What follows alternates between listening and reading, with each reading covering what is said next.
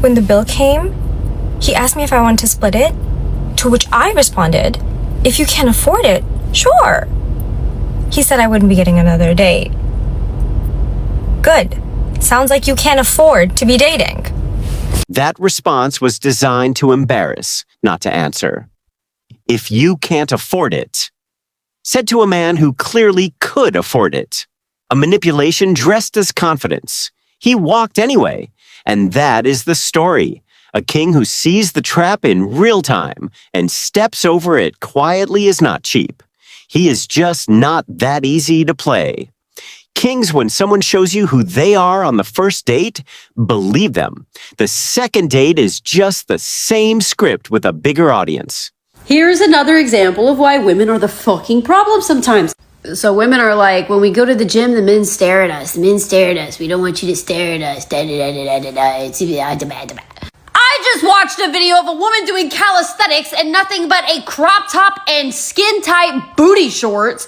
And there was 3 men around her, and the entire minute video, none of them looked at her. They didn't give a single fuck what she was doing, okay? And so I noticed it naturally, right? And so I went to the comments, and every fucking female in that comment section is like, but no one looked? Oh, so now you want them in to stare at you at the gym? That's a little hypocritical. It doesn't make a lot of sense, does it? No, it doesn't. How about you just go to the gym and everyone there is minding their own fucking business? Like, if people stare, people stare. If they don't, like, whatever, big fucking whoop. People are there to fight their own demons. They're not there to, like, oh my God. Stare and you are a creep. Don't stare and you are invisible.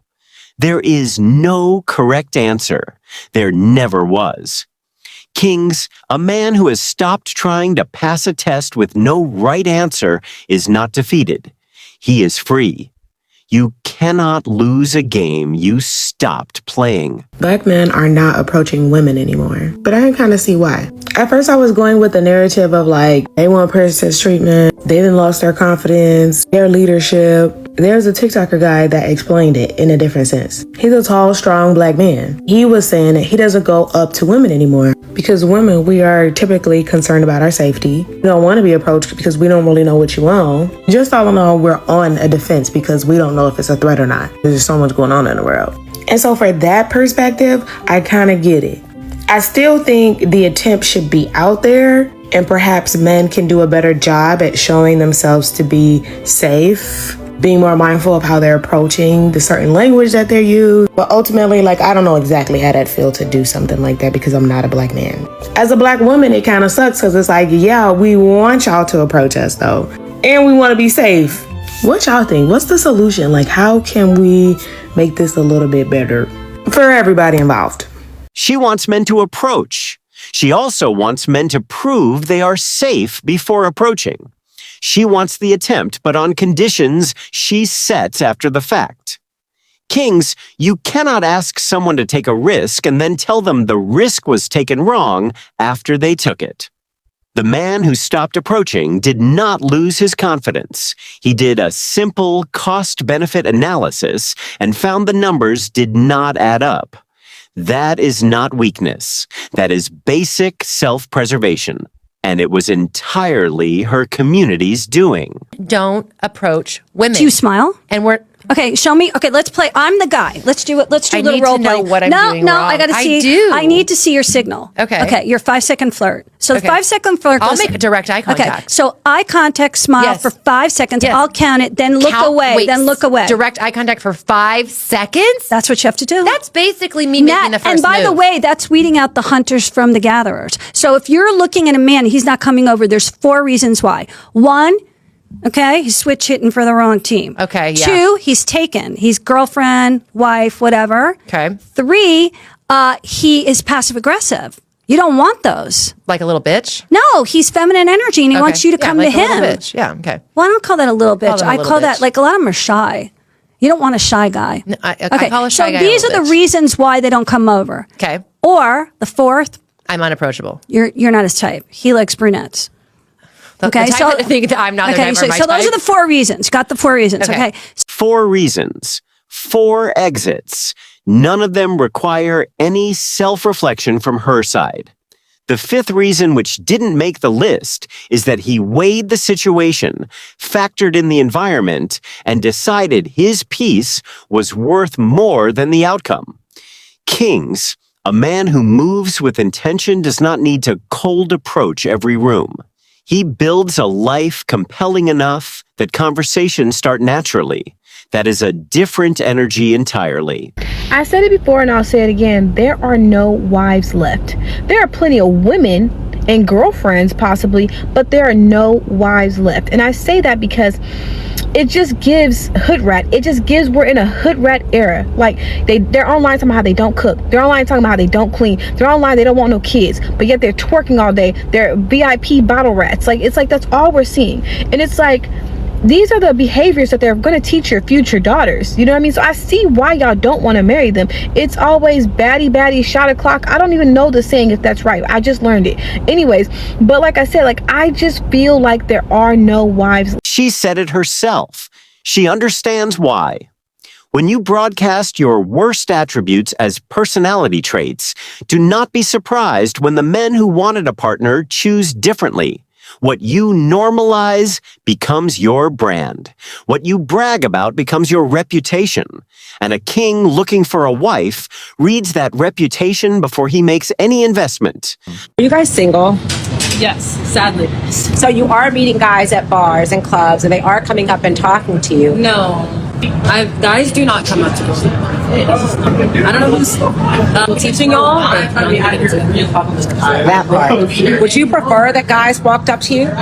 yes, but like, it depends. It's gotta be a good line. It's gotta be a good line. Yeah. Really strong. I think a guy walking up to you talking about, "Hi, how are you? My name is Joe. What's good?" is a good line. Yes. Like, what's good? But Yeah. also- So what's your name? If they notice that you're interested, like if we're making eye contact across the room or something, if a random guy just comes up to you out of nowhere and you weren't like giving him the signs that like you wanted him to, like that can be. They spent 10 minutes building a list of requirements for a hello. Strong line, right timing, right signal, right vibe, right energy, right everything. Kings approaching women used to be simple because the reception used to be warm. It became complicated because the reception became conditional. So men stopped showing up.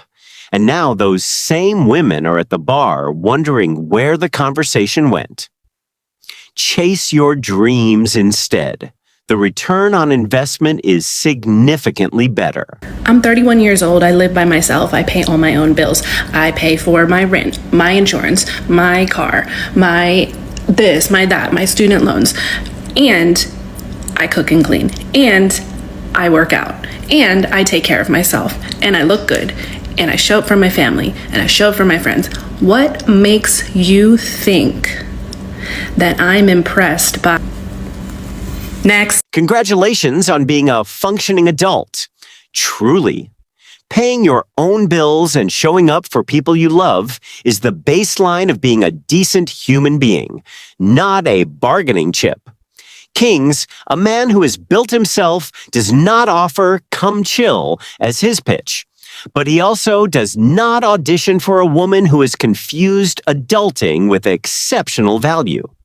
There is a difference between what you bring and what you simply owe yourself. When you really think about it, the only reason that marriages last so long is because men have to put up with women's BS. Not only do they have to put up with all of the BS that women, spew out, that they go through, they're hormonal, they're unhappy, they're sad, they want bigger boobs, they want smaller boobs, they want to be fatter, they want to be skinnier. One day they're depressed, one day they're not depressed. They want more money, they want less money, they want him to stay home, they want him to work more, they want him to do all of these things, and along the way, he will change everything about himself to please a woman, to make it work, only for her to use it as the exact reason why she divorces him later. You mean to tell me that man gets screamed at every single day about not helping with the chores, not helping with the kids? She's bitching about being a stay-at-home mom, but she'll never ask him to stay home. She'll never ask him to change roles and him stay home with the kids, and she goes to work to see how it feels to work a 60-hour work week. She'll nag, she'll complain, she'll withhold sex, she'll be on Snapchat with different dudes claiming how unhappy she is. She'll be passive aggressive, she'll be mean, she'll talk down to him. She will actually essentially be checked out of the relationship, and people will make excuses for her being checked out of the relationship the entire time, even though the only reason that the relationship lasted as long as it did is because he took the time to fix things along the way that she was unhappy with. And as he fixed things, the goalposts kept changing, so nothing he ever did was good enough. Men are essentially tying themselves down to women and putting up with their BS, putting up with their disrespect, putting up with their sexless marriages just to make it work. Just for her to turn around and finally leave and blame it all on him. A lot of women are not ready for the conversation where y'all have pushed these men away because you are miserable within yourself. So you push them away, you nag, you make them feel like shit. And then you finally leave and you realize that the grass isn't greener on the other side, which is why y'all are so salty when the good men actually move on and are happy with somebody else. Because let's be real, that man became everything that you ever wanted him to be. And then he turned into a man that you didn't even like because you didn't even know what you expected, what you wanted, what you needed. And what you really needed was to stop projecting your insecurities and your need for therapy onto him and needed to go heal yourself instead of blaming your husband. But a lot of y'all aren't ready for that kind of conversation. Okay, bye. Kings, she said something that most people spend years avoiding. He changed. He improved. He fixed every issue she raised. And as he fixed them, the goalpost moved. Until there was nothing left to fix and everything left to blame. That pattern has a name. It is called an unwinnable position. And the man who finally recognizes he is in one and chooses to leave is not giving up. He is choosing himself. You cannot fix your way into being enough for someone who has decided you will never be enough. The sooner a king learns that, the sooner he gets his life back. A lot of men aren't leaving because they cannot handle a good woman. They are leaving because they are tired of paying for damage they did not cause. So you think you're Mr. Right? You check all the boxes. You're calm, you're consistent, you provide, and you are still getting attitude, you're still getting distance, you're still getting tested, you're still getting manipulated, you're still getting disrespected. Now you're confused because you don't get it. You don't see what it is you're doing wrong. And to be honest, it's nothing. You are simply dealing with somebody who's in defense and reactive mode. A lot of women don't hate men. They just don't know how to act when they are not being hurt. So they self-sabotage. They create problems where there are none. They question intentions that are clear and they pull away when things start to feel steady. Because these women are used to chaos and peace feels unfamiliar and unfamiliar feels unsafe. And a lot of men, they're going to deal with that for a while, but at some point they're going to check out. Because no man wants to keep proving himself to somebody who is committed to misunderstanding him. She said it cleanly. Tired of paying for damage they did not cause. Kings, a man who is calm, consistent, and providing, and still getting tested, manipulated, and disrespected, has not found love. He has found a project that does not want to be completed. Protect your peace like the asset it is. A man who has done the work on himself deserves someone who can receive it, not someone who mistakes consistency for weakness. If I plan all the dates that me and my man go on, and I plan all the trips, and I plan our future, and I plan everything that we have going on, and all he has to do is hand me some money or hand his car to me, what has he done as a leader? Because in a relationship between a man and a woman, the man is the leader. He is the head. Planning takes an hour. Funding it takes 40 hours a week. If funding is that easy, she should try planning and paying. See how the leadership feels from that side of the table. Kings, a man who provides the resources that make the plans possible, is not a passive participant. He is the foundation the entire thing stands on. And a woman who does not see that has confused the decorator with the architect.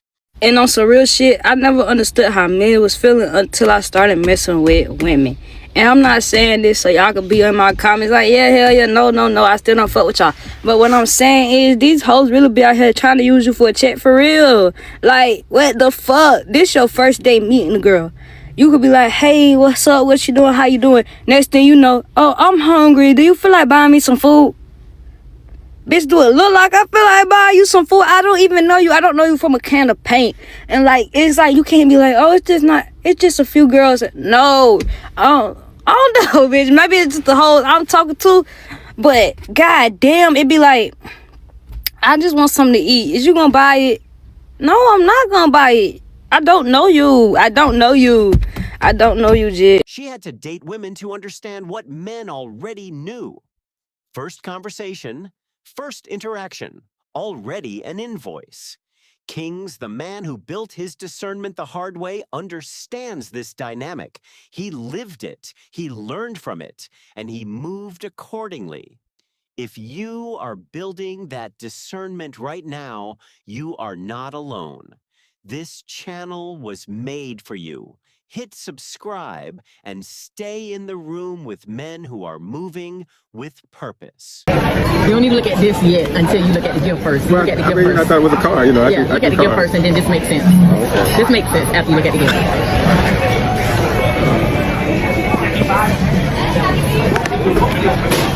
Please handle with care. It's a delicate item. Is it? Yes. Okay. I see. You put the gift on the table. That's the gift. What is it? It's a leaf. It's a golden leaf. It represents value and worth, wisdom and enlightenment, prosperity and abundance. So in this new year for us, we want all those things. So I bought you a Gucci golden leaf. Oh, okay. Yeah. Nice. You don't seem too excited about it. It's not that big. When you look at that receipt and see how much I'm gonna spend for that, you can appreciate that Gucci golden leaf. You have to put it back in because it's hard, like, for it not to get, like, it's definitely delicate. Okay. So now you can open this so you can appreciate your golden leaf a little more. Okay. Not that one. You do the next one. It's another one enough. You can look at this one next.